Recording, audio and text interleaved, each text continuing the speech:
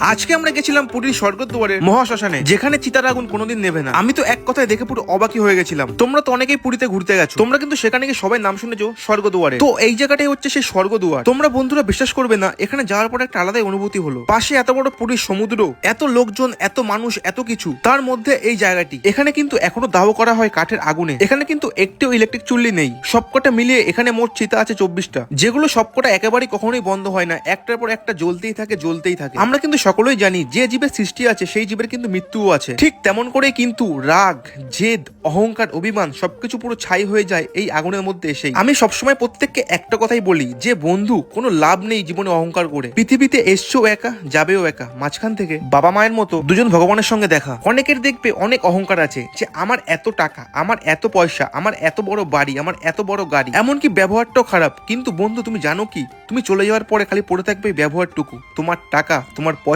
তোমার বাড়ি, তোমার গাড়ি সেই মুহূর্তে ভোগ করবে অন্য কেউ। তুমি কিছুই করতে পারবে না, তুমি পৃথিবী থেকে একটা টাকাও নিয়ে যেতে পারবে না। তো কি লাভ এত অহংকার করে? তোমরা তো দেখতেই পাচ্ছ চোখের সামনে কত রাগ, কত অহংকার। দেখো একদম পুরো চোখের সামনে ছাই হয়ে যাচ্ছে। এখানে যাওয়ার পরে না আমাদের মনটা পুরো ঠান্ডা হয়ে গেছিল। মনে হচ্ছিল আমরা এগুলো কি করছি, আনন্দ করছি, মজা করছি, খাওয়া দাওয়া করছি, ঘুরছি, ঘুমাচ্ছি, আর কি। কিন্তু বন্ধু একদমই ভুল ধারণা।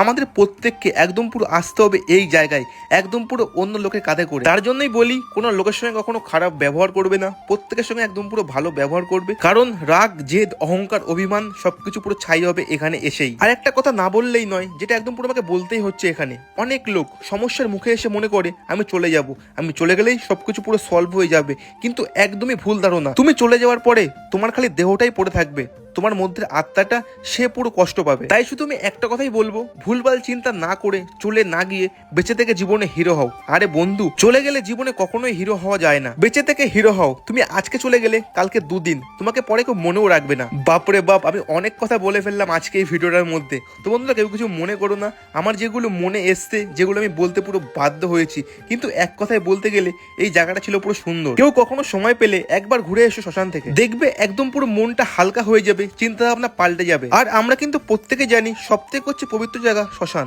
তো আমরা এখন দাঁড়িয়ে আছি স্বর্গদ্বারে, পুরী স্বর্গদ্বার যেটাকে বলে মহাশ্মশান, সেখানেই আমরা দাঁড়িয়ে আছি। দেখতে থাকো তোমরা। এখানে আসলে সব হিংসা, সব অহংকার, সব দিমাগ, সব কিছু শেষ। চলছে অনবরত চিতা জ্বলছে এখানে। 8খানা না 10খানা চিতা এখন অনবরত জ্বলছে, কখনো বন্ধ হচ্ছে না। এখানে জিজ্ঞেস করলাম লোকের কাছে, তারা বললো এখানে কখনোই বন্ধ হয় না চিতা। তো এই ছিল আজকের ভিডিওটা। আজকে আমি কাউকেই বলবো না লাইক করার কথা, শেয়ার করার কথা, কমেন্ট করার কথা। শুধু এটাই বলবো, নিজেকে ভালোবাসো, মা বাবাকে ভালো রেখো, তাহলেই হবে। চলে যাওয়ার আগে ভালো কোনো কাজ করে যেও, যাতে প্রত্যেকে মনে রাখতে পারে।